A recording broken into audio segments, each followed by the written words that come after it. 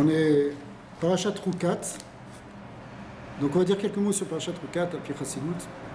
C'est marqué Vaïdaber Hashem el Moshe ve'al Aaron lemor Zot Rukat Torah Asher tziva Hashem lemor. Voici la loi de la Torah. Et on va parler des lois de la vache rousse. Comment si quelqu'un il a contracté une impureté au contact d'un mort ou d'un kéli qui a touché quelque chose un mort, alors du même il devient tamé, et il y a tout le processus de purification que nous donne la Torah. On le lit chaque année pour une vache rousse qui a été brûlée, elle doit être complètement rousse, elle n'a pas travaillé, il faut la diluer après dans de l'eau vive et l'asperger le 3e jour, le 7e jour, après il faut aller au mikvé. Il y a plusieurs dynimes qui concernent cette ruka. Mais il y a quelque chose de bizarre dans la formulation. C'est qu'au lieu de marquer Zot Rukat Para, voici la loi de la Para Adouma, c'est marqué Zot Rukat Torah. Pourquoi c'est marqué Torah? Alors les Chachamim, ils apprennent de là que pourquoi c'est marqué Zot. Normalement, on aurait dû attendre Zot, comme par exemple Zot Torah à Pessah. Il y a un passage qui dit comme ça. Ouais. Alors, il y a ici quelque chose qui va nous concerner, nous, parce qu'il y a un klal, quand on étudie la Torah, c'est que c'est pas des lois qui nous parlent sur le temps passé, parce que ce serait très bien d'étudier les choses.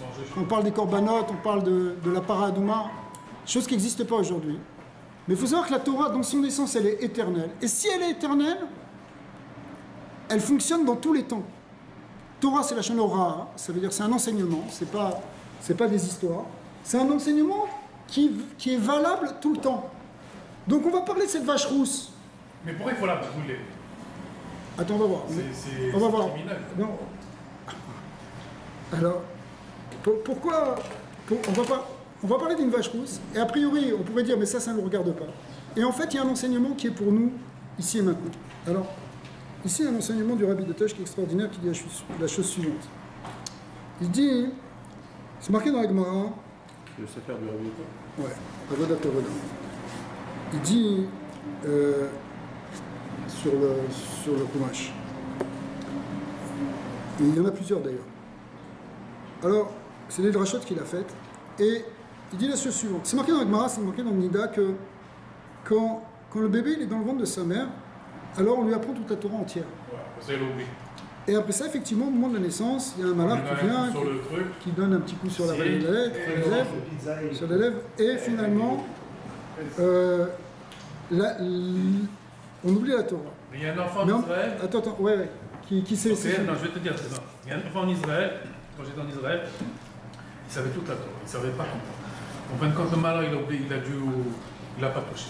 Oui, il y a des exceptions comme ça. Il savait, et comment tu sais? Et il y a des gdolim, à chaque fois, ils donnent des tikkunim pour qu'il oublie la Torah. Hein? Parce que sinon, c'est dangereux. Mais. Ouais, parce que si on ne fait pas ça, c'est trop. C'est trop pour un enfant. Maintenant, l'idée, elle est intéressante parce que c'est pas simplement ces exceptions-là, c'est nous tous. Nous tous, on a le potentiel en fait de connaître toute la Torah puisqu'on l'a déjà appris.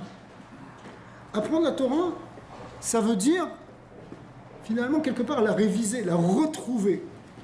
Et le tikkun qu'on doit faire pour la retrouver, c'est quoi? Qu'est-ce qu'on a à faire pour la retrouver, à part le fait d'étudier? Alors ça va être un peu plus que ça, parce que pourquoi on l'oublie essentiellement? Bien sûr qu'on parle de ce malheur qui fait oublier, mais en fait, essentiellement, c'est parce qu'on vient dans un corps qui est gashmi maintenant. Le fait qu'on a un corps physique, et c'est ça que Nishkar Mimenu Mashiisik Terem Shenola. C'est ça qui fait qu'on oublie ce qu'on a appris avant. C'est-à-dire, du point de vue de la Nashama, il y a une possibilité d'être massif, de percevoir et de comprendre toute la Torah Kula. Parce que la Torah, elle est déjà enracinée dans notre Neshama. Ce qui fait obstacle, c'est pas le Neshama, c'est le corps. Et plus exactement, le côté gas du corps, épais, khoumari, physique. Le fait qu'on soit attaché à la matérialité, que le côté matériel il soit tellement imprégnant en nous, c'est ça qui fait l'obstacle pour percevoir, pour voir la Torah comme on la voyait avant. Ouais.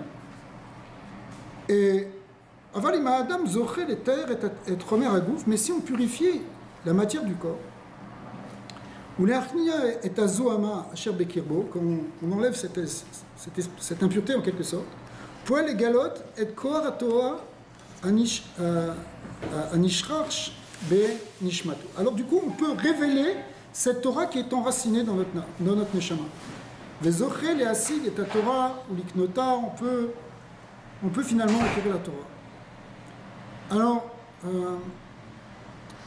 il y a dans le chasse, l'étude de la Torah, en particulier de la Mishnah et de la Gemara, elle est séparée en 6 darim. Et les 2 derniers, ils s'appellent Kodashim et Taharot. Et ces 2 darim de Kodashim et Taharot, en fait, ils sont nécessaires en quelque sorte pour qu'on puisse connaître la Torah. C'est-à-dire, le Veda, c'est marqué comme ça, Chochma ze seder Kodashim, Vedaat ze seder Taharot. Si on veut avoir la Chochma et le Daat, il faut qu'on passe par la Gdusha et la Tahara. C'est quoi la différence? Alors, la différence entre la Gdusha et la Tahara, on pourrait la dire de la manière suivante.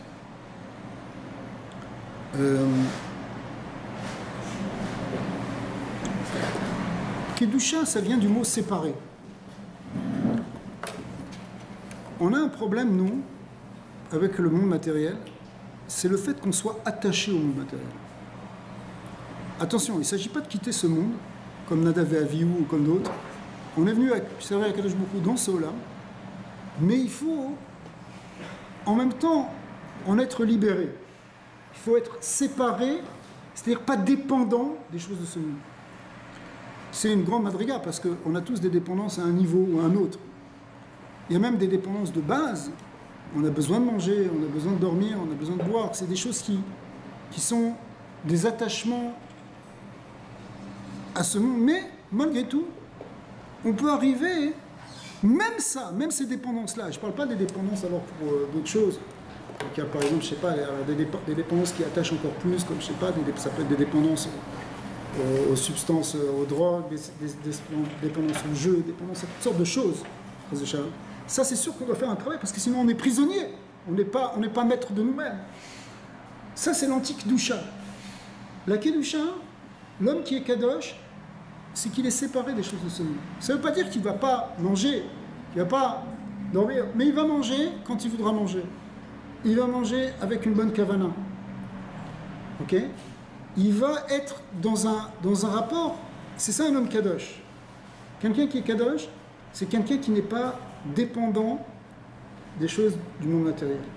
Il agit dans le monde matériel, mais il n'en est pas prisonnier. Ça, c'est très important. Ça, c'est la Kedusha. Donc, il faut travailler cette notion de Kedusha, hein. Chacun de notre niveau, bien sûr. Rabbeinu à Kadosh, lui, il était beaucoup plus Kadosh. Il y a des tzadikim qui sont beaucoup plus Kadoshim, on ne va pas se comparer. Mais à notre niveau, on peut progresser dans le niveau de Kedusha. Et il y a un travail à faire sur la Kedusha pour acquérir la Chorma. Kadesh li kol bechor, le lien de Kedusha, c'est un lien de Chorma. Et la Tahara, c'est, tu sais, ça veut dire pur, c'est comme, tu prends un liquide et tu mets, je sais pas, de l'argile dedans, et tu vas voir ton mélange, il va pas être limpide. D'accord ? L'impureté, ça veut dire ce qui est mélangé, ce qui n'est pas clair. La Torah, elle nous demande, elle veut nous amener à un esprit de lucidité, de clarté. Et metaken, ce qu'on appelle le Etzadat Tovara, ce mélange. Parce que le Etzadat Tovara, l'arbre de la connaissance du bien et du mal, il est compris comme la confusion du bien et du mal. Tu confonds ce qui est bien, ce qui est mal, c'est pas clair pour toi. On a l'esprit pas clair et on fait des erreurs dans notre vie. Tu parlais tout à l'heure du Hémet. Mais le Hémet, il demande de faire un birour. Il y a un birour du Hémet, il faut le faire sortir de la terre. Mais reste Itzmar, il faut arriver à clarifier petit à petit les idées. Mais ça demande un tikkun amidot. Parce que le Da'at, on dit dans la Kabbalah que la sphira de Da'at, elle est mitla béchet, betor amidot. Elle s'habille dans les sphirotes inférieures, dans les midot. C'est-à-dire, tu ne peux pas avoir un Da'at clair si tu ne fais pas un tikkun des midot. Parce que Par exemple, tu vas dire, ouais, mais moi je pense que ça c'est permis. Est-ce que c'est parce que tu as vraiment compris que c'est permis ou c'est parce que ça t'arrange quelque part que ce soit permis? Tu comprends? On se fait tous des permissions, on se dit, on s'arrange tous avec le bon Dieu, entre guillemets. Pourquoi? Parce que ça nous intéresse au niveau de nos midotes, de notre attachement justement, de notre désir, La Gemara elle dit que les béné Israël, ils ont fait le veau d'or et ils ont fait Avodazara. Lo avdu Avodazara et là les attir lahem arayot shebefaresim. En vérité, ils ont construit un nouveau système philosophique. Voilà comment ça marche le monde. On a besoin de ça, on a besoin de ça. Mais c'est simplement, tu crées ce système philosophique parce que tu as des ta'avot, parce qu'ils voulaient faire znout, ils voulaient pas les interdits de la Torah. Alors comme tu ne veux pas les interdits de la Torah, tu crées une nouvelle religion. D'accord? Mais c'est pas parce que tu as fait cette nouvelle religion, c'est pas parce que tu as compris que c'était vrai. Au contraire, tu as falsifié le Hémet parce que ça t'arrange. Ça s'appelle que tu n'es pas Tahor. Quelqu'un qui est Tahor, il a l'esprit clair.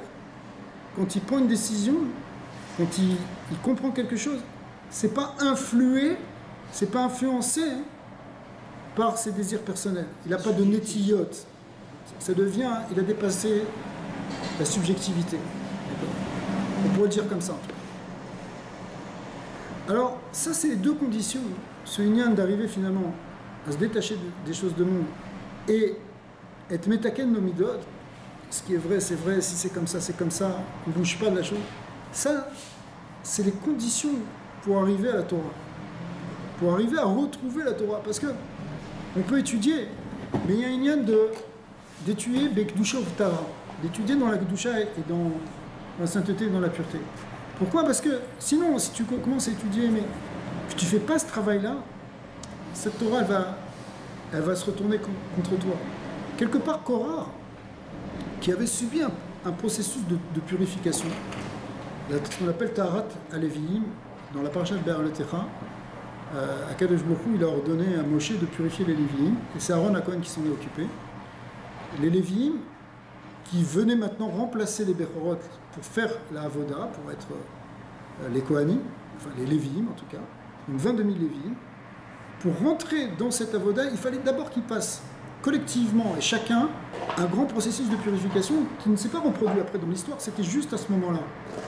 Et dans le processus de purification, il a fallu qu'ils se rasent tous intégralement et qu'ils se trempent en mikvé, et après qu'ils soient balancés par Aaron HaKohen devant l'autel, devant le Misbéach. Et une des ta'anot de Korah, qui avait été poussée par sa femme, qui lui avait dit regarde comment il te fait honte. Mon cher Beno, toi, t'as plus de barbe, t'as plus rien, t'as plus un cheveu. Alors que lui, Aaron HaKohen, au contraire, il a une grande barbe. Et lui, il s'est pas fait tout ça. Et finalement, il s'est révolté contre cette purification. Et le fait qu'il se révolte contre cette purification, il n'a pas accepté ce concept de Tahara. Il n'a pas voulu jouer le jeu d'enlever. Le Zohar a dit pourquoi il faut enlever tous les poils et tous les cheveux, parce que ça représente les dinim, ça représente les gvurot. Et le Lévi, il est du tzad d'Agvura, mais il ne faut pas qu'il y ait une archisa d'Agvura du côté de la Klippa, donc il fallait... Même la barbe, tout, même les péotes. C'est exceptionnel, c'était une fois dans l'histoire, mais tous les Lévi'im sont passés par là. D'accord? Et c'était comme pour faire rentrer la tribu dans un grand niveau de Tahara. Mais Korah, il s'est révolté là-dessus. Et le fait qu'il s'est révolté là-dessus, alors comme on l'avait vu la semaine dernière, Rabbi Nathan, c'est là qu'il a commencé à faire des Kalvachomer chez le Sheker. Il a commencé à dire, ouais, c'est un talit qui serait complètement bleu. Il n'y a pas besoin de mettre tzitzit, parce qu'un tzitzit, un talit, on est yotzé avec 2 fils bleus, mais s'il est complètement bleu, alors c'est sûr qu'il n'a pas besoin de tzitzit. Même ça, mais ça fait pas de sens. Ça fait pas de sens. C'est ce qu'on appelle un faux Kalvachomer. Même chose aussi sur Bait Maleh Sfarim, une maison pleine de Sfarim, elle n'a pas besoin de mezouza. On commence à dire si mezouza, ça rend quitte pour une maison, alors s'il y a plein de Sefer Torah dedans, t'as pas besoin. Ça, il a fait une erreur maintenant dans le limud Torah. C'est-à-dire que son esprit, comme il n'a pas travaillé cette Tahara, ou qu'il a bloqué dans le processus de Tahara, finalement, la compréhension de la Torah elle devient fausse. Et c'est ça qu'on risque si on étudie la Torah sans faire ce travail en même temps. Si on étudie la Torah, c'est comme ça, pour le kiff, pour acquérir des connaissances, ou pour d'autres raisons, pour l'argent, pour le kavod, pour des choses comme ça, il faut qu'on étudie la Torah en même temps que pour la pizza. Il y a un principe de Beter Shelo Lishma Balishma. Attention, Leolam Yilmad Adam Shelo Lishma Beter Shelo Lishma Balishma. Il faudra toujours étudier, même si c'est pas avec la meilleure intention, parce que ça va générer après des meilleures intentions. Donc au départ, on vient pour la pizza, après finalement, la pizza, c'est parce qu'on a besoin de nourrir le corps aussi. Le corps, il a besoin de savoir sa part. Mais finalement, même si on nourrit le corps, c'est pas ça notre centre d'intérêt. On a aussi envie d'apprendre la Torah, et on va être de la Torah pour servir à Kadosh Baruch Hu, etc. Donc finalement, on arrive à quelque chose de plus élevé.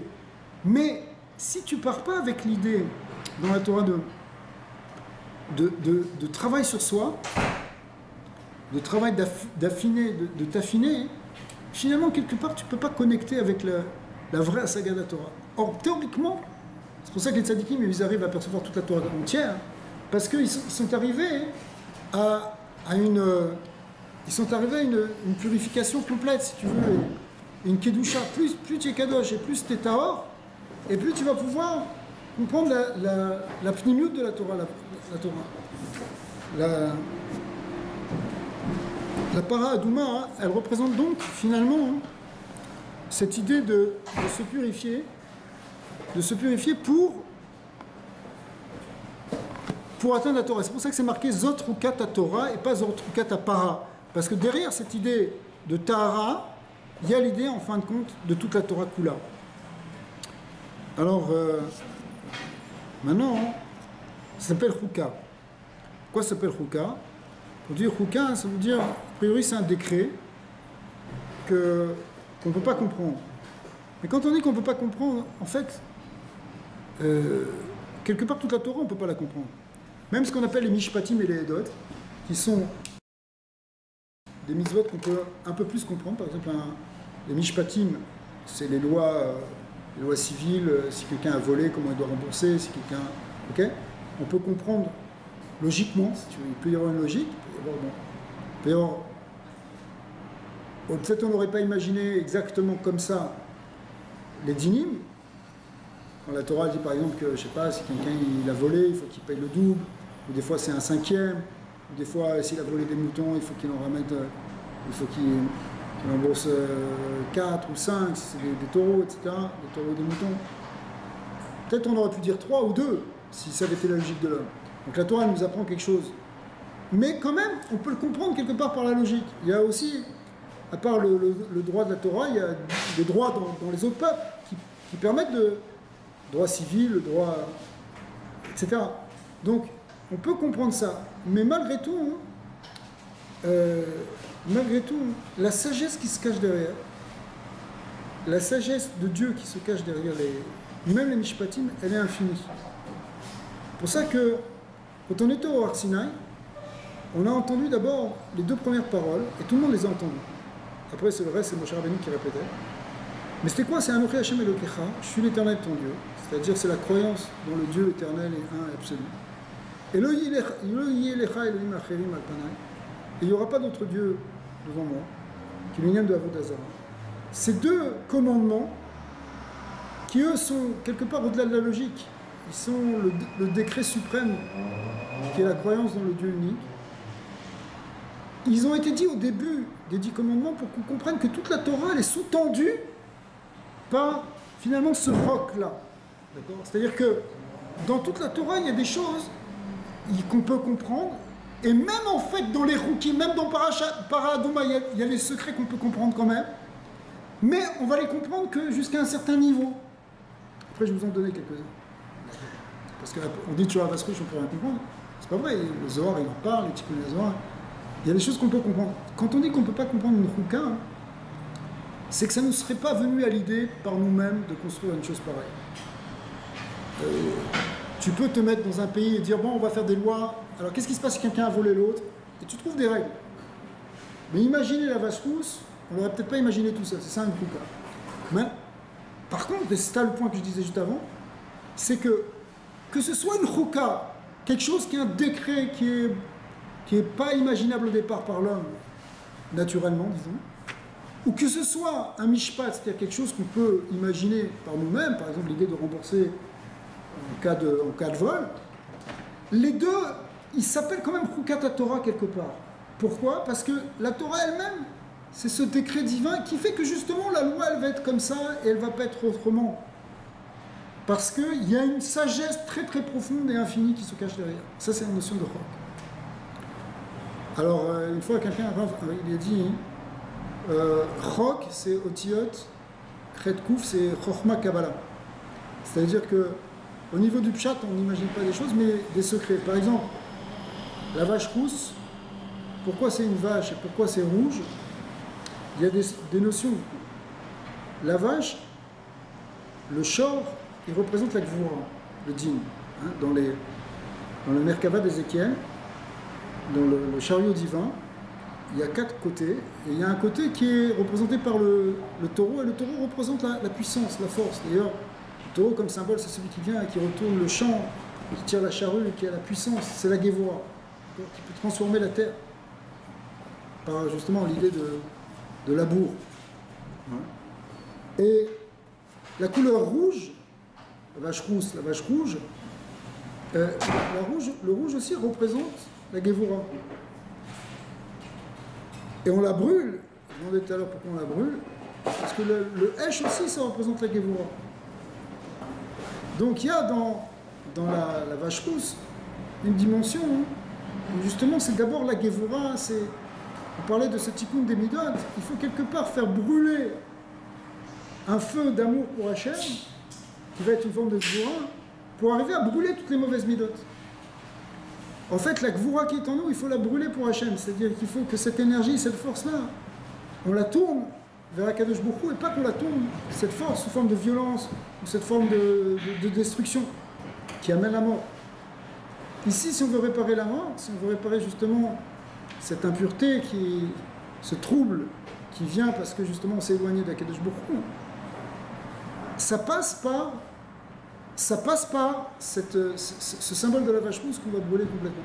Mais après, il fallait la diluer dans de l'eau vive, Maïm Chaim. On prenait dans une source, on récupérait de l'eau et on diluait ces cendres de là, dans ça, et au contraire on aspergeait la personne. Et ça représente au contraire l'idée de chesed.